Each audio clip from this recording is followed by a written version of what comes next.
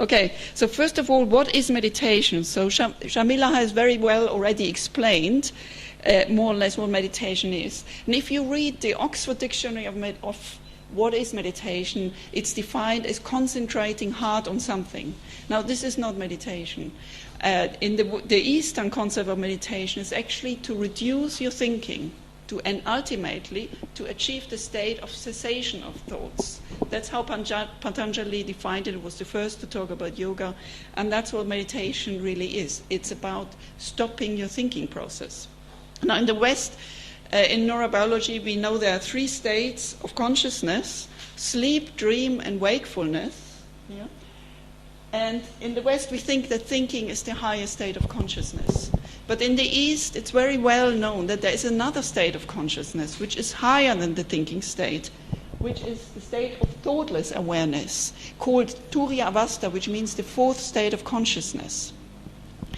So this state is a state where you enter the gap between the thoughts and you enter the present. You actually stop thinking. And this state has been associated with a lot of health benefits, and at subjective level, you achieve an overwhelming calmness. That's the first thing you notice when you stop thinking, because you can relax the body, you can lie on the sofa, listen to music, but you can never stop the mental clutter. The only way to stop this mental clutter, the mental motor going, the only way to stop this is by achieving a state of mental silence. So you achieve overwhelming calmness, which is better than relaxation, because in relaxation you can relax the body, but in meditation you relax the mind as well, the brain. Yeah? Your mental silence is associated obviously with the reduction of thoughts, and therefore you have less mental clutter. And it has been shown that all mental disorders have more mental clutter. So people with schizophrenia, with ADHD, with obsessive-compulsive disorder, they all have these intrusive thoughts. They have more mental clutter, and that's why they have also attention problems. It has been shown the better you're able to switch off your mental clutter, the better your attention, which in a way is obvious because your thoughts interfere with your attention. So you achieve this mental balance, and I will show you later evidence for this. When you don't think, then you become pure attention, pure consciousness without the content, without the thoughts, and you experience reality as it really is, without throwing into reality constantly your thoughts and your emotions. So you basically are pure attention, pure consciousness, without all this mental clutter going on your head. And that's why you have much better attention. And it has been shown that people who meditate regularly have better attention and better productivity. Not really last, but you also, while you achieve the state of mental silence, you feel joy, you feel bliss. So it's associated with positive emotions.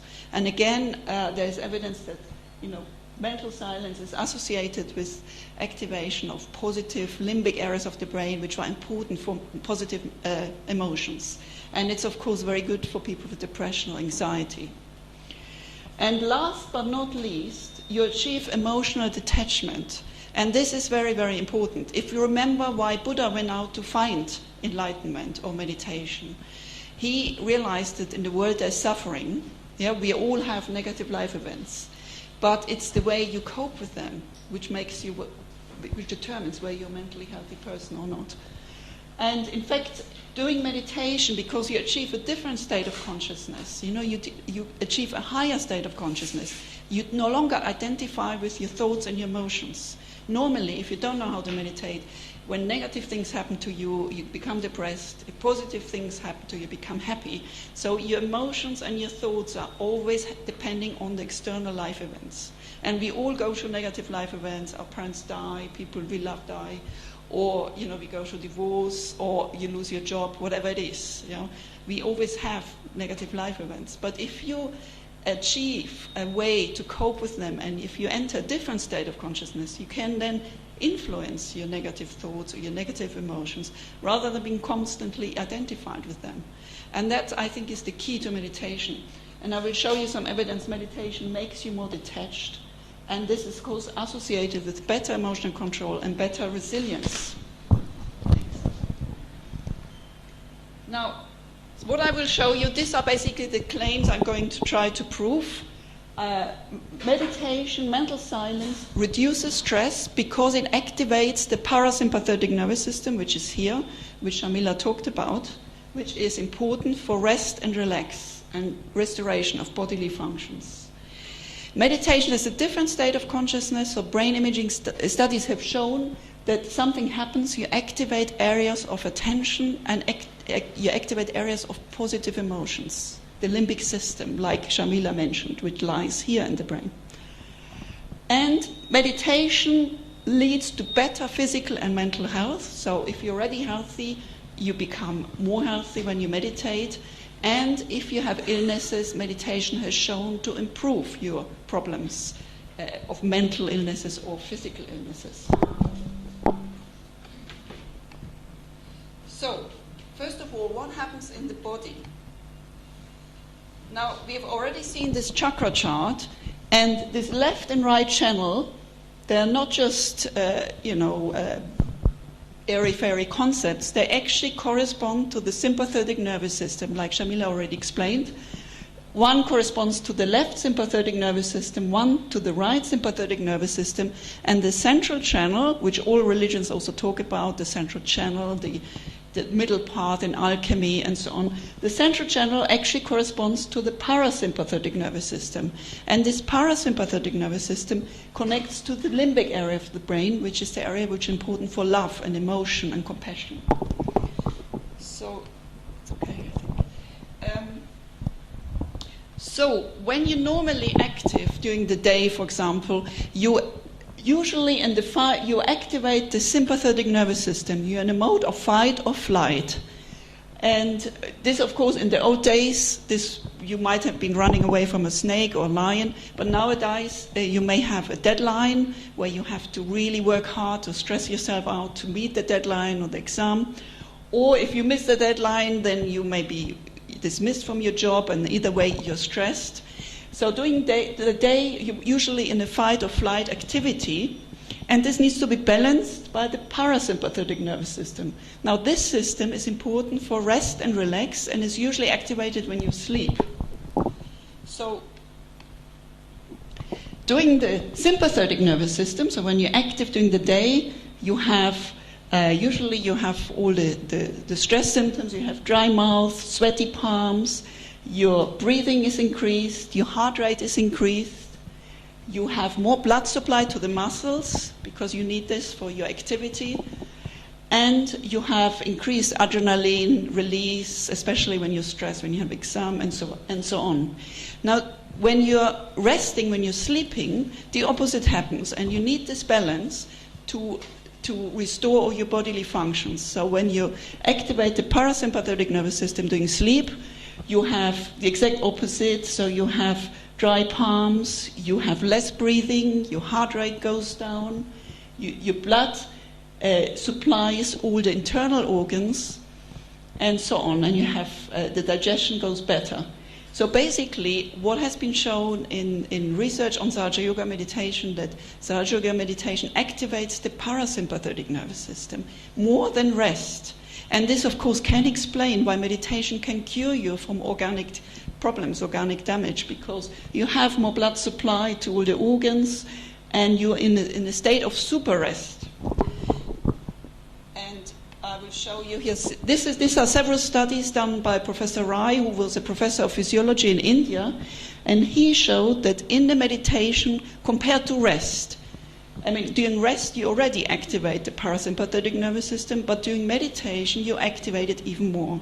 So there is a decrease in heart rate, decrease in breathing rate, decrease in pulse rate, decrease in blood pressure, oxygen metabolism, and all other symptoms which are indicative that the sympathetic nervous system goes down and the parasympathetic nervous system goes up. And I just show you a few examples. So, for example, this is the blood pressure. These are controls. These are meditators who meditate for 12 weeks.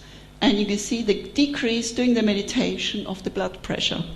And you see these are people who meditate only 8 weeks, only 4 weeks.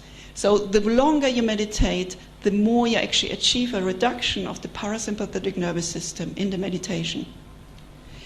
And this is another example. This is the heart rate. Again, the heart rate is significantly reduced in long-term meditators. And if you only have been meditating for weeks, you already have the benefit, but you will get more benefit the longer you meditate. And so on, and he's shown this for all these parameters.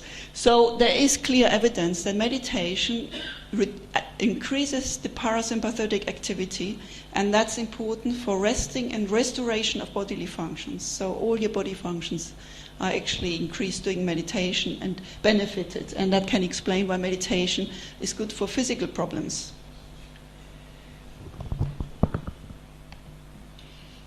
Now, we've heard from Shamila that when you meditate, you feel a cool breeze in the hands and on top of the head. Now, this, again, some people, when they're new, you may think this is auto-suggestion or you're measuring this. This is not the case. So studies have shown that when people meditate, there is a drop in temperature on the hands and the palm of the hands compared to rest. And this correlates with the state of mental silence. So this is very unique also to Sahaja Yoga meditation. The more you achieve the mental silence, the more cool breeze you feel on your hands and on top of your head. And this cool breeze has been described in all the scriptures. In the Bible, it's called the cool flame of the Holy Ghost. And you see in the Buddhist art, you always have the enlightened people with some kind of flame here. It's a cool flame, not a hot flame, felt as cool. And you can also see in the Christian arts, all the saints have the halo. Mary and Jesus always have a halo, and all the saints. And El Greco has some pictures where you see also flames coming up of the 12 disciples of Jesus Christ. So this is really there. There is a drop in temperature. And it's a good indicator. If you feel cool breeze on your hands, you're very likely to have achieved the state of mental silence. So that's a good way of measuring, because it correlates. The more mentally silent, the better, the more cooler you become. So this was the body. So we've seen that Sahaja Yoga meditation activates the parasympathetic nervous system, which is important for the restoration of bodily functions. Now, we want to see what happens in the brain. There have been several brain imaging studies.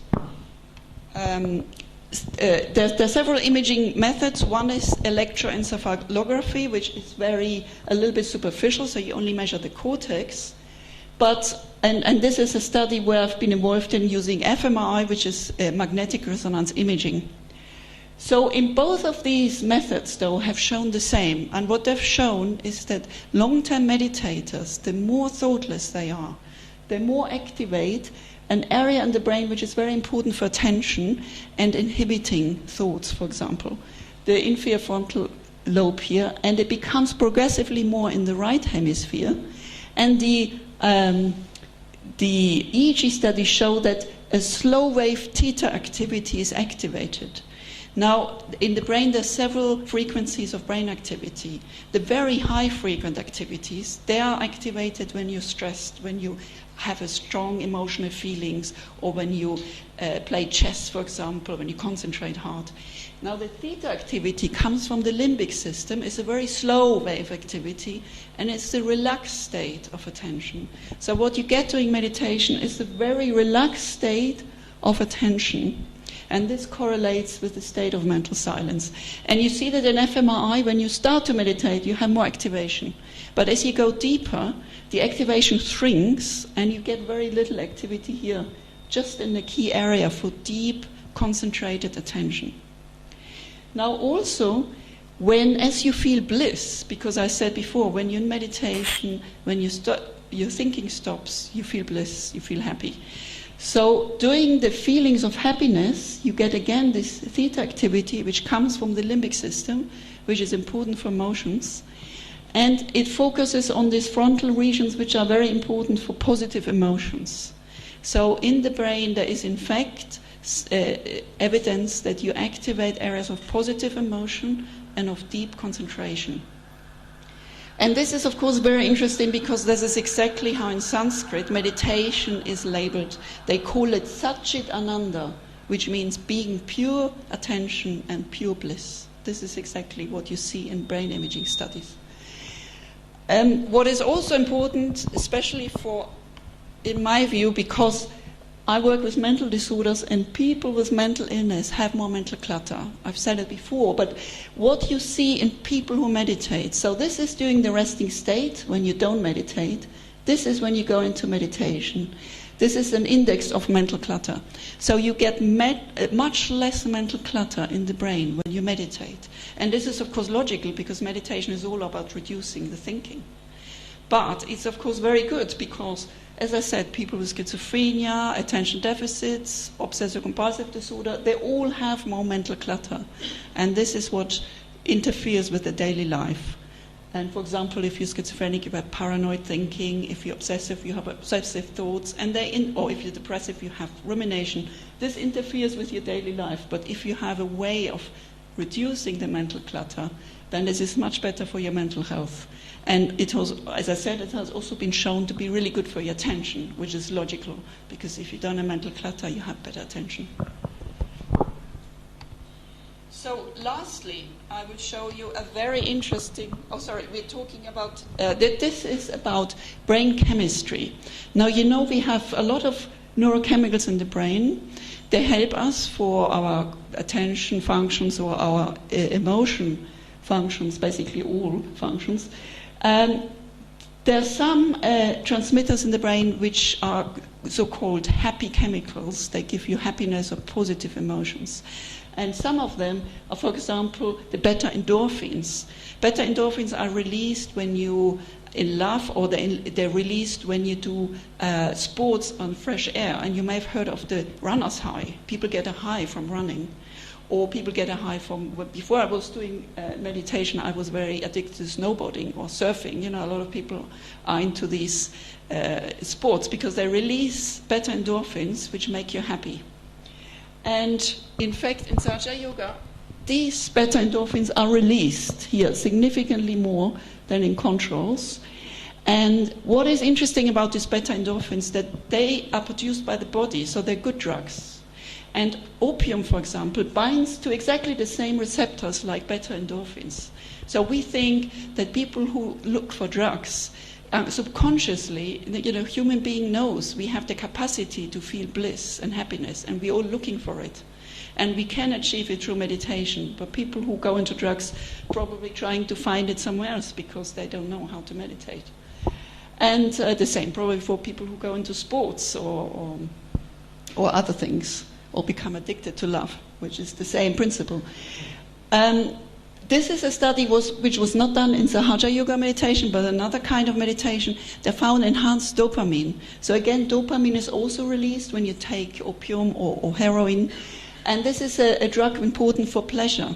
So what this shows you, that meditation leads to the release of happy chemicals which make you happy and give you positive emotions, and they also make you addicted. And in meditation, if you've been meditating for a while, and those who've been long-term meditators, we all know that meditation does make you addicted, because when you feel the bliss, you want to have it again and again, and you continue meditating. And I don't understand how people stop meditating, because some people do, but they may be forgetting that they have this bliss.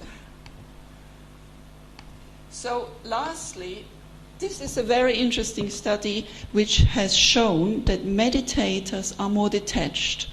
And I find this very important. This is the only study which has ever been conducted to test this hypothesis.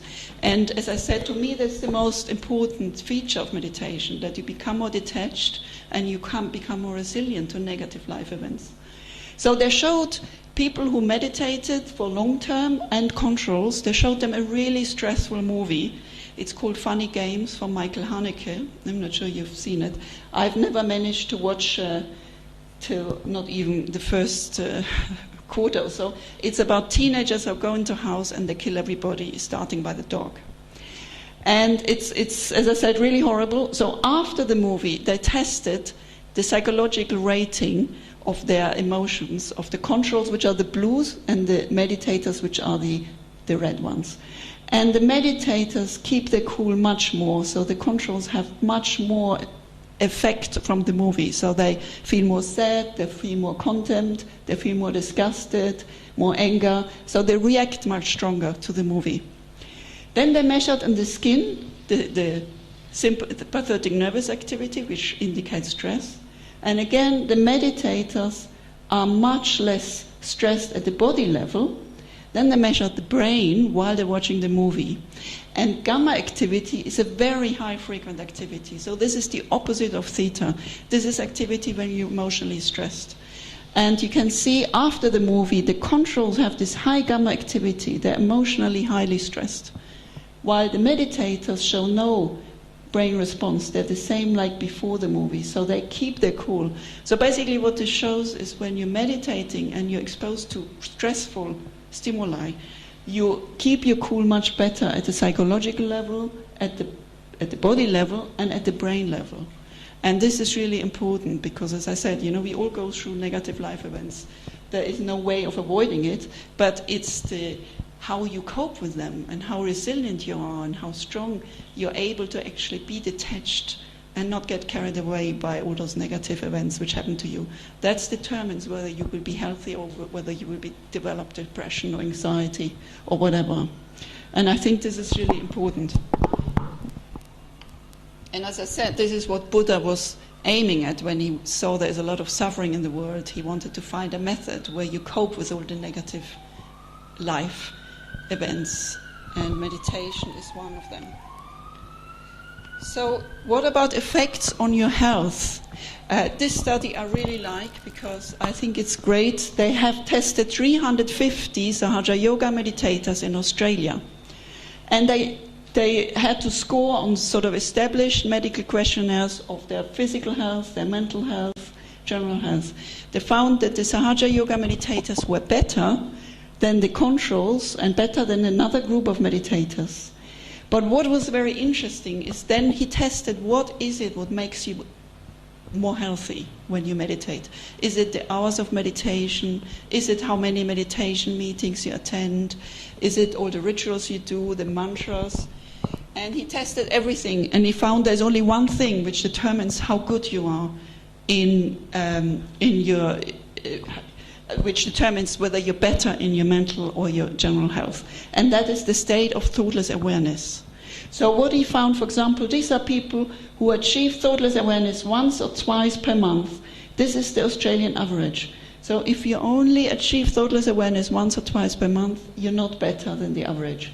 But if you become thoughtless once or twice per week or once or twice per day, and you can see there's a gradual increase. So the more you achieve the thoughtless awareness, the better is your mental health.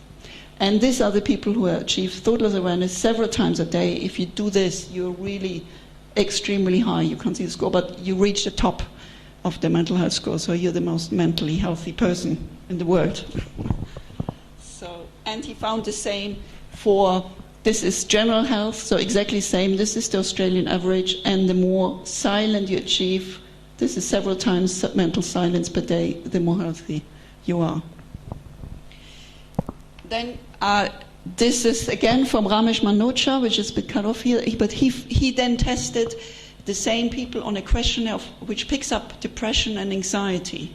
And again he found the same thing. So the yogis are less likely to be distressed. And again, it's how often they achieve the state of mental silence determines in which category they are. So basically, the more you achieve mental silence, the more are you in a really low risk category. And you can see this is the purple here. So those who achieve mental silence several times per day are really in a low risk category, which means they will never develop depression or anxiety. So if you meditate regularly, you're very unlikely to develop depression or anxiety. And this is important. The WHO has published data where 1 in 3 will develop depression.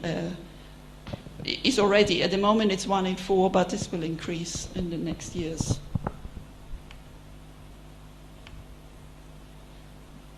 So the conclusion is Sahaja Yoga has a significant beneficial effect on your health, and the benefits are associated with the state of mental silence. Now this also means that if you want to achieve a health benefit with meditation, you have to use or pick a meditation techniques which teaches you to achieve the mental silence. And as you know, there are many meditation techniques out there, and stretching the body with yoga will not do the trick. You really have to achieve the state of mental silence, because that is what works. and not anything else. So you have to, and in my knowledge, Sahaja Yoga is one of the best in my view, but there are very few other meditation techniques which actually teach you to stop your thinking. For example, mindfulness meditation helps you reduce your thinking, but they don't show you how to stop it. And that's the key thing. You have to learn to achieve this mental silence. So what about illnesses? There have been several studies on mental illness and on physical illness. So once you're ill, you can also use Sahaja Yoga meditation as a treatment. And this is a study. The first study is a study which was conducted in Exeter University by Adam Morgan. And he used a group of people with depression, and he taught them either Sahaja Yoga meditation, or they did nothing, or they used cognitive behavioral therapy, which is a treatment which works and which you get at the NHS. But as you can see, Sahaja Yoga meditation was significantly better than the traditional treatment from the NHS. And it was better in improving the anxiety of the people, the depression, and the general mental illness. And of course, if you can use a treatment which doesn't involve medication, then that's much better. This is a study on work stress, also by Ramesh Manocha in Australia. He tested people who would feel stressed at work, and almost everybody nowadays is in that situation. He gave them 2 months of Sahaja Yoga meditation, or he gave them transcendental meditation, which is this pink one here. And the transcendental meditation did not work, but the Sahaja Yoga meditation significantly improved the symptoms of work stress, so people felt less stressed after 2 months of Sahaja Yoga meditation. They felt less depressed, and this didn't reach significance, but was also better, as you can see. So, of course, we know why this is, because Sahaja Yoga meditation activates the parasympathetic nervous system, which de-stresses the body, and that could, of course, be the effect. It could also be because of the effects we've seen on the brain.